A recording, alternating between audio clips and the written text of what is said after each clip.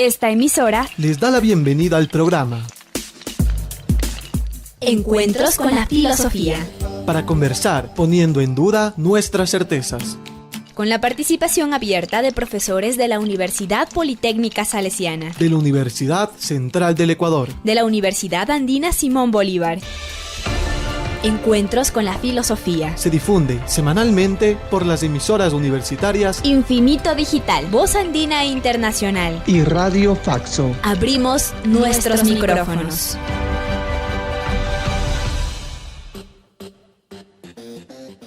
Bienvenidos y bienvenidas al programa semanal Encuentros con la Filosofía. Les saluda Edison Aguilar Santa Cruz. Es un gusto encontrarnos una vez más en este espacio de encuentros entre vida cotidiana y filosofía, precisamente cuando vivimos situaciones inciertas de alcance local y mundial, para repensar la existencia humana desde la filosofía. Encuentros con la Filosofía propone, con la colaboración de docentes universitarios, abordar en media hora un tema de la vida cotidiana desde una perspectiva filosófica. Saludo a Tito Chela en la cabina de Radio Voz Andina Internacional. Saludo y damos una cálida bienvenida al invitado de esta semana, Roger Vilaín. Él es docente en la Pontificia Universidad Católica del Ecuador, PhD en Ciencias de la Educación, magíster en Filosofía. Su área de investigación e intereses académicos giran en torno a la ética y a la literatura. Bienvenido, Roger. Buenas tardes. Buenas tardes, Edison. Un placer estar acá. Muchísimas gracias por la invitación. Un saludo cordial para ti y para quienes nos escuchan. Esta semana con Roger Vilaín dialogaremos acerca de la temática El paseo. La abordaremos en los 3 segmentos del programa. En el primero conversaremos acerca del uso del término paseo en la vida cotidiana. En el segundo segmento, Miradas Filosóficas, nuestro invitado nos presentará algunas reflexiones filosóficas y desde la literatura sobre el paseo. En el tercer segmento, ¿Qué más encontrar?, Roger Vilaín compartirá recomendaciones y sugerencias para acercarnos más a esta temática. la filosofía y la vida cotidiana. Espacio para pensar los usos de la filosofía en nuestro diario vivir.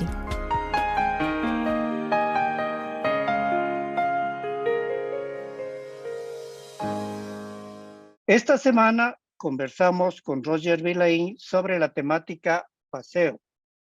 Son algunos los significados cotidianos del término paseo, desde la acción de pasear, frecuentemente a pie y en distancias cortas. Un lugar también que puede ser una calle, generalmente con árboles, o un camino ameno para pasear.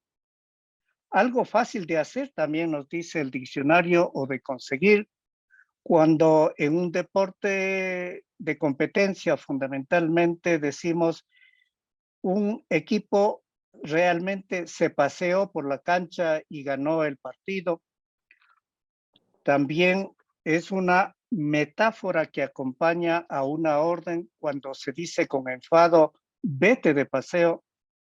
En cambio, para los escolares, el paseo es toda una institución, en especial al finalizar el año escolar. También puede ser una excursión de investigación. Y también es muy común la expresión dar una vuelta como paseo o caminata de reflexión o descanso. Valga esta breve introducción para preguntar a Roger Vilaín, ¿a qué nos referimos cuando decimos paseo en la vida cotidiana, Roger? Gracias, Edison. Bueno, en principio quiero abordar un poco la idea a propósito de la palabra paseo. Voy a centrar básicamente esta pequeña reflexión en torno al término francés específicamente, que es de donde se origina un poco todo esto, y que es flaneur, ¿no? Cuya traducción al español viene siendo más o menos, de una manera que se queda muy corta, justamente eso, pasear o paseante, ¿no? La palabra flaneur pretende abordar mucho más, pretende abarcar muchísimo más, y es precisamente un poco a propósito de esto lo que quiero enfatizar hoy aquí. Desde una perspectiva cotidiana, básicamente tú has dado una buena introducción, Edison, ¿no? Desde una perspectiva cotidiana, pues pasear, ¿no? Supone distraerse un poco, salir a la calle para olvidarnos, qué sé yo, de los problemas cotidianos, del trabajo del día, en fin, despejar la mente, ¿no? Como decía mi abuelita, ese tipo de cosas, ¿no? Que implica, pues, salir puede ser a la calle, al campo, al paseo en el carro, a caminar o en bicicleta, en fin, ¿no? Más o menos con esta finalidad. Bien. Desde una perspectiva cotidiana, desde una perspectiva del día a día, pues el paseo implica todo eso, ¿no? Por costumbre actual, suponemos además que el paseo es propio pues del desocupado, ¿bien? Del jubilado, por ejemplo, del dominguero, ¿ya? Del que de alguna manera se da el tiempo suficiente para salir por allí porque no tiene nada más que hacer, ¿no? Y justamente vamos a analizar hoy, a revisar un poco más el caso contrario. Es decir, el flaneur ya es justamente una actividad que debe aprender a hacerse porque justamente lleva sobre las espaldas el hecho de que pasear desde esa perspectiva, desde ese punto de vista, pues implica hacer mucho. Bien, implica hacer mucho, pero hay que aprender a hacerlo porque hay que, de alguna manera, deslastrarse, digamos, de esta condición moderna que se acentúa sobre todo en el siglo XIX, cuando el espacio, ¿no? Pretende de alguna manera organizarse, mapearse racionalmente, ¿no? Pienso en la París, por ejemplo, del siglo XIX, con el barón Haussmann, que fue, digamos, uno de los arquitectos de la remodelación de la ciudad en función de la razón, en función justamente, ahí está la idea de los grandes bulevares, por ejemplo, los grandes parques, ¿no? Pensados racionalmente para pasear, ¿no? Entonces, el flaneur de alguna manera va en contra de esa noción absolutamente cartesiana, racional, incluso del paseo, del uso del tiempo libre, del pasearse por las calles, de caminar, de patear las calles, ¿no? Por una, bueno, serie de características que vamos a ir, sobre todo,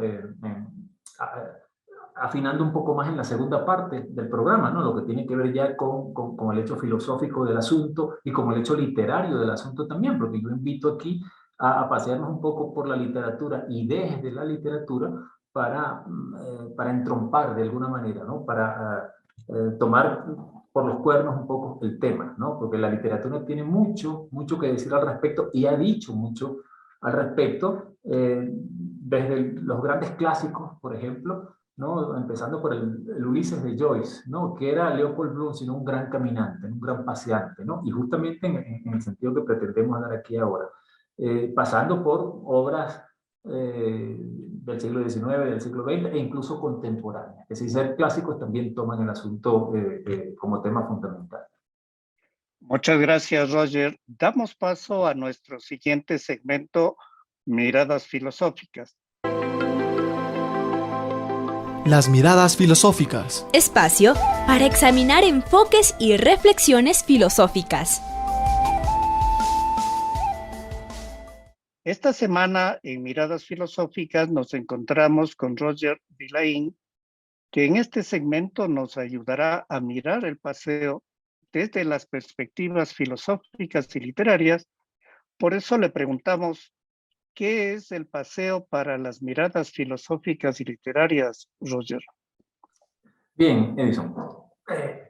Cuando hablamos de flaneur, que como dije anteriormente en el segmento anterior, es un término que pretende englobar, ¿no?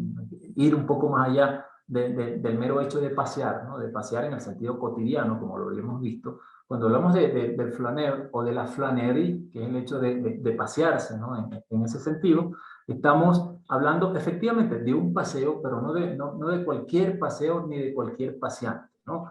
Aquí comenzamos entonces a hablar de un arte, que es el arte de entregarse a la contemplación, a la búsqueda del detalle azaroso, del matiz del momento, para lo cual es necesario entonces saber pasear.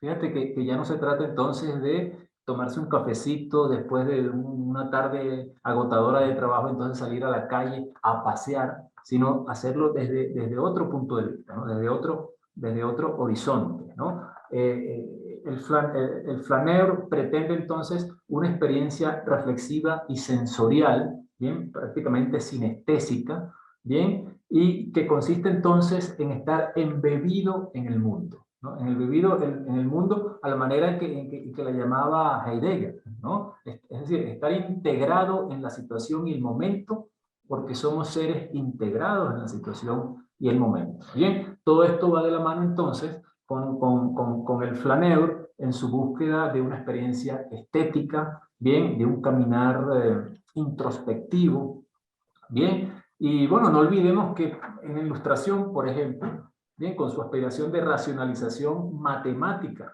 de la humanidad, se planearon, como también de alguna manera apuntaba en el segmento anterior, pues se planearon los grandes bulevares, los paseos arbolados, etcétera, ¿ya?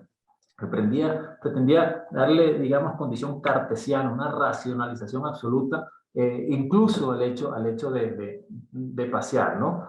Justamente en ese mismo siglo XIX, pues el movimiento romántico, ¿no? El romanticismo, ¿no? Que viene de Alemania, después empapa el resto de Europa, llega luego incluso a Latinoamérica. Bien, el romanticismo, pues, intentó reivindicar, por ejemplo, lo orgánico y misterioso, lo azaroso, lo áspero, la naturaleza emergentista de la conciencia, ¿no? Es decir, la necesidad de evocar la realidad desde distintos puntos de vista. Entonces, en primer lugar, este flaneur pretende captar un poco esto, vivir un poco esto que estamos mencionando hasta ahora en esa actividad, digamos, que es dejarse llevar, salir a pasear sin ningún motivo, pasear por el hecho de pasear, pero con, digamos, los poros completamente abiertos para empaparse un poco de toda esta realidad, ¿no? Supone entonces una fiesta de lo sensorial, una fiesta absoluta de lo sensorial, digamos, donde el carácter poliédrico de la ciudad, de las esquinas, del café, ¿no? De la calle, de los transeúntes, está ahí presente. Con razón Balzac, el gran Balzac, decía que la flânerie, o sea, el acto de pasear, en el sentido que lo estamos vislumbrando ahora, era la, entre comillas, gastronomía de los ojos, ¿no? Era la posibilidad de poder elegir, ¿no? De alguna manera empaparse, ¿no? De lo que la calle podría decirnos, ¿ya? De alguna manera, sin ser semiólogo, pues captar diferentes significados, señales, ojos guiñados, etcétera, que la misma ciudad, que la misma calle nos ofrece, ¿no? Si somos capaces de verlos con los ojos adecuados. Bien, es un arte de vagabundear, pero vagabundear entonces bien con esta intención, ¿ya?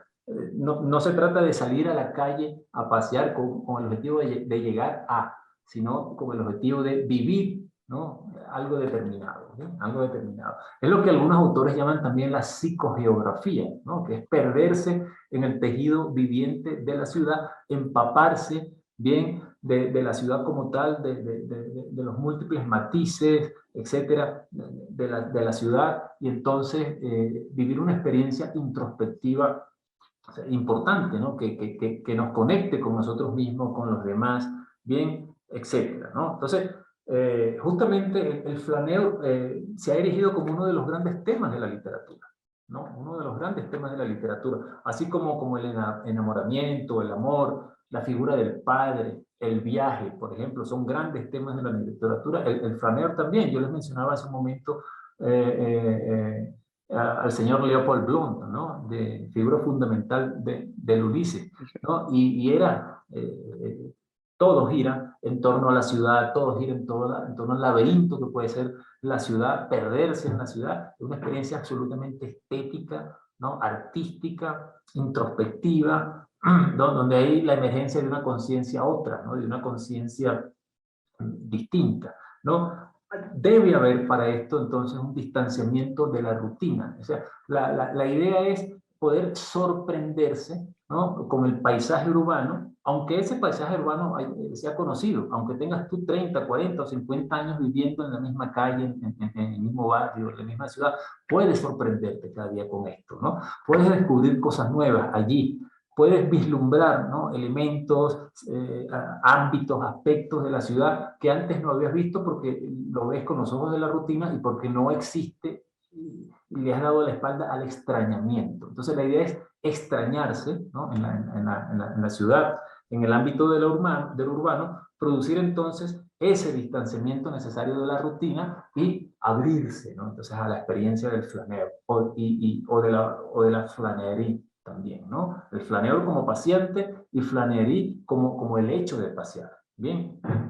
Julio Cortázar, por ejemplo, para hablar de un autor latinoamericano querido por todos, ¿no? Era un gran flaneur él mismo, ¿no? En su vida cotidiana, en la París que le tocó vivir y en la Buenos Aires que le tocó vivir también, pero además hizo del flaneur también un personaje y una figura importante en su obra literaria. ¿Ya? Si me permiten, yo tengo aquí un pequeño fragmento de una obra de Julio Cortázar, donde creo que describe muy bien lo que hemos venido diciendo hasta ahora, ¿no? Es un pequeño fragmento, un parrafito nada más de un hermosísimo libro que se llama Historias de Cronopios y de Fama, ¿no? de Cortázar. Allí, fíjense lo que dice, abro comillas.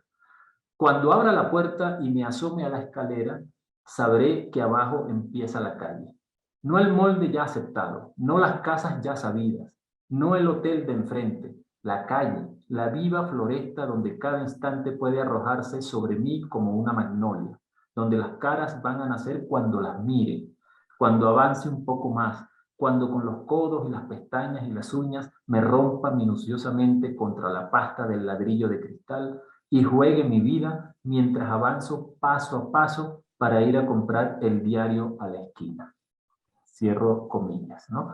Yo creo que es un ejemplo sumamente ilustrativo de cuanto hemos venido diciendo hasta ahora, ese pequeño fragmento de Historia de Cronopios y de Fama de Julio Cortázar, ¿no? De tal manera que fíjense cómo da cuenta Cortázar allí de lo extraordinario en lo ordinario, ¿bien? De lo que aparentemente no existe y está sumamente alejado de nosotros, pero que está allí, que yace, ¿no? Subrepticiamente, subterráneamente, bajo nuestros pies, allí en la calle de enfrente, en el bar de la esquina, en el café de al lado, en el edificio que todos los días vemos, ¿no? Un poco el flaner lo que pretende entonces buscar, lo que significa la palabra, el término, el ámbito, es ese desprendimiento, ¿no? de la rutina cotidiana, ¿no? Que produce entonces un extrañamiento muy particular y que origina entonces una cascada de experiencias, ¿no? Serendipias, palabras como serendipias también, otra palabra hermosa que da para todo un programa, ¿no? Cabe justamente allí, ¿no? Hay un autor extraordinario, ¿no? Como Walter Benjamin, ¿no? Que reflexionó, digamos, filosóficamente sobre estas cosas, ¿no? Y él hablaba, a propósito del flaneo, de lo que conocemos como experiencia plena. Y él decía que justamente la flanerie, ¿no? El hecho de pasear, en el sentido en que estamos tratando, debe producir entonces lo que él llamaba la experiencia plena, ¿no? Intensa en su cualidad de significativa, decía él, ¿no? Estoy abriendo comillas. Bien, esa experiencia plena, sin embargo, aquí arrojaba una nota pesimista, Benjamin. Esa experiencia plena, que debería ser un derivado fundamental de la flanerie, se halla actualmente amenazada, escribía, por el deseo generalizado, bien, de traer más cerca, es decir, de aproximar las cosas, de hacerlas asequibles, ¿no? Perpetuamente disponibles, y así también de convertir lo único de la experiencia en repetible, o sea, en monótono y rutinario. Es decir, salir a la calle y echar mano en brazo de la rutina supone entonces darle la espalda a todo esto, y la experiencia plena, que sería el derivado de pasearse, la manera como lo estamos trabajando aquí, pues se ve tremendamente amenazada, ¿no? Él justamente criticaba muchísimo a la sociedad de consumo, al capitalismo, por ejemplo, ¿no? Como una de las razones que definitivamente iba a dar al traste, ¿no? Con todo esto. Más allá de si tiene razón o no tenía razón, que es importante lo que decía, ¿no? Entonces, ¿qué más decía al respecto Walter Benjamin? Bueno, que la experiencia plena puede ser comparada a la percepción visual que la pintura, por ejemplo, exige, es decir, concentración y atención despierta, ¿no?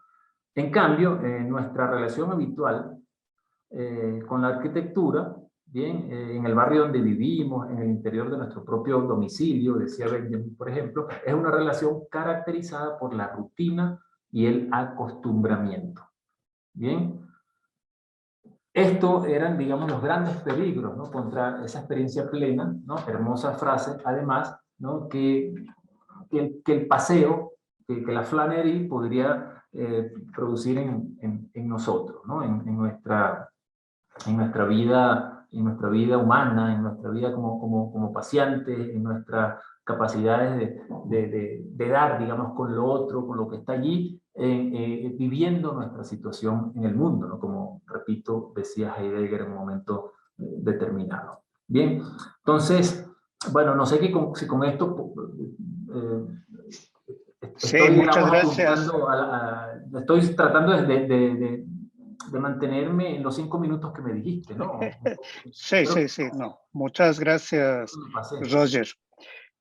Hemos visto entonces que el pasear puede generar una relación con uno mismo y con el entorno, pero de una manera distinta a través de una, si se quiere, meditación o contemplación o reflexión diferente, distinta.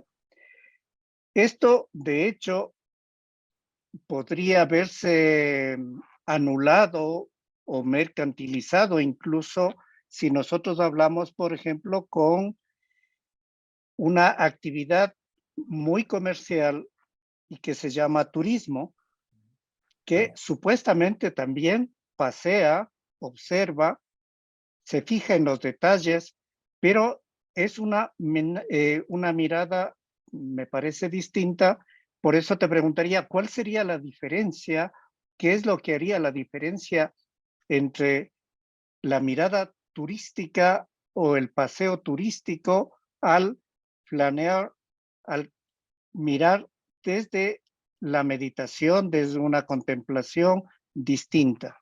Sí, yo creo que hay dos elementos fundamentales allí, la curiosidad y la apertura, ¿no? Es decir, el flaner es un curioso por naturaleza y se deja llevar por la curiosidad. Bien, y en segundo lugar, debe cultivar la apertura ¿hacia qué? Hacia ese ámbito distinto y posible que emerge, que deriva de alguna manera de la posibilidad de salir a la calle, ¿no? En el caso del paseo urbano, y sorprenderse, dejarse empapar, dejarse abrigar, dejarse de alguna manera absorber por lo que ves día a día, pero visto entonces con otros ojos. Por eso de ahí es muy importante la curiosidad y justamente la apertura, ¿no? Entonces, creo que son dos hechos fundamentales en este caso.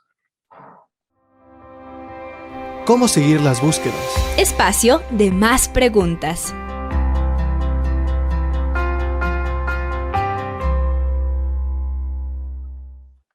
Esta semana nos encontramos con Roger Vilain.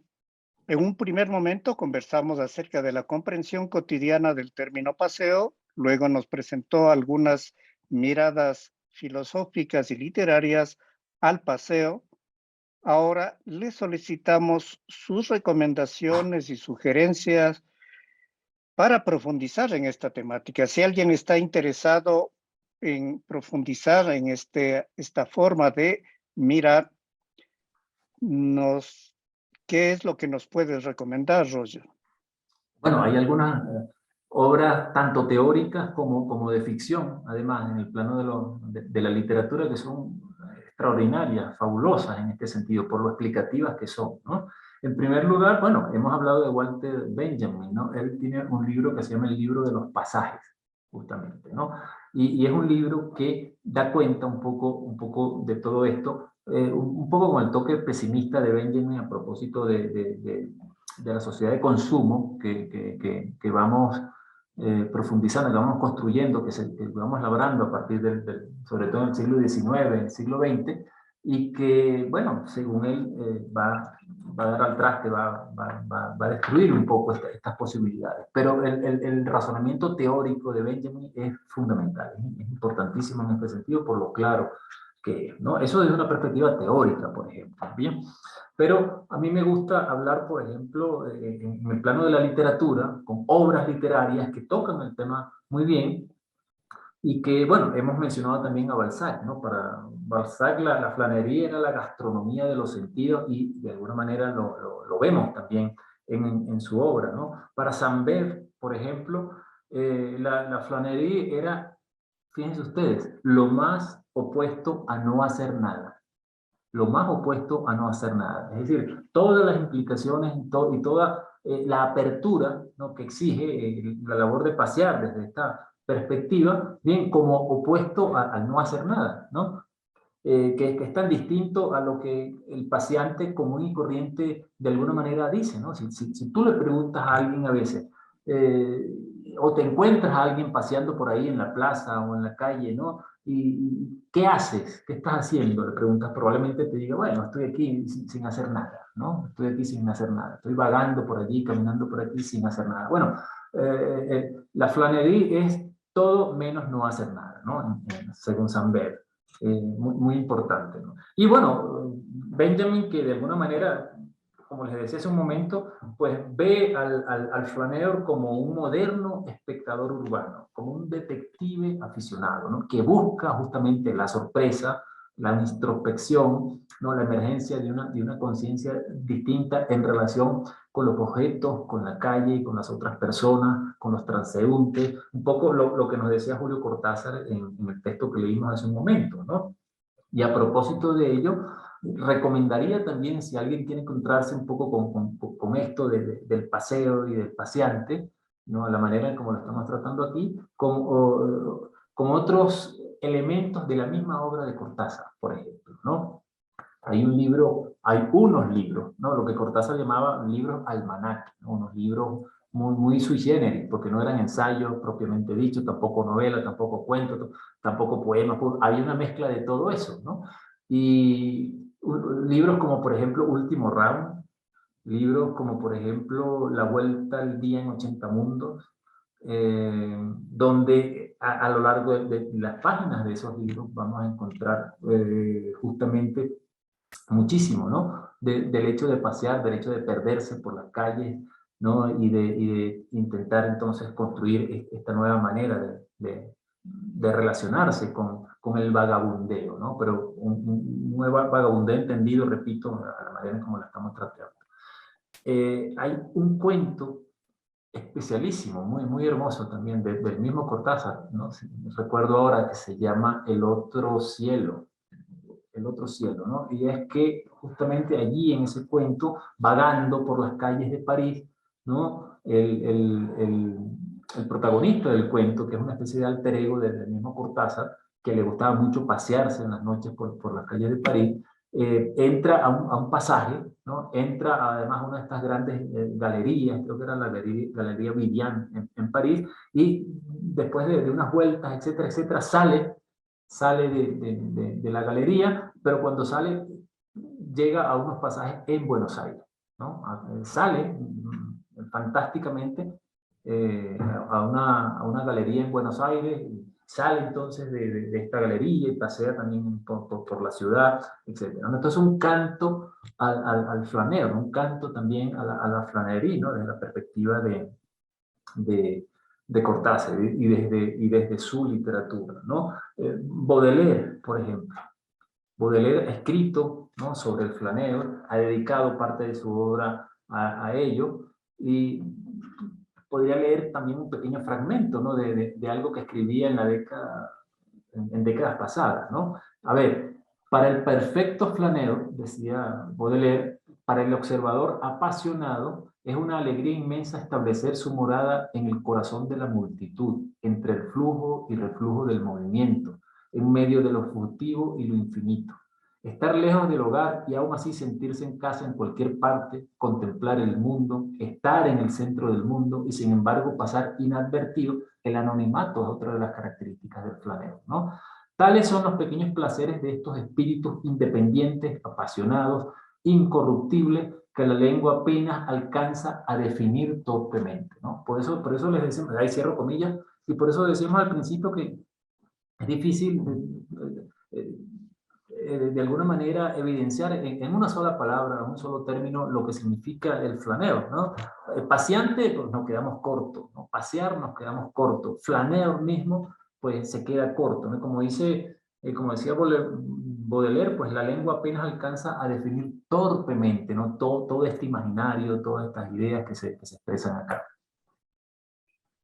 Concluimos este encuentro semanal con la filosofía, con nuestro agradecimiento a ustedes, radioescuchas, al invitado de esta semana, Roger Vilaín, y a Tito Chela en la cabina de Radio Voz Andina Internacional. Recuerde, recibimos sus comentarios y sugerencias al correo electrónico encuentrosconlafilosofía@gmail.com. Muchas gracias. Agradecemos su sintonía a Encuentros con la filosofía. el programa que impulsa el filosofar como acción compartida desde las radios universitarias.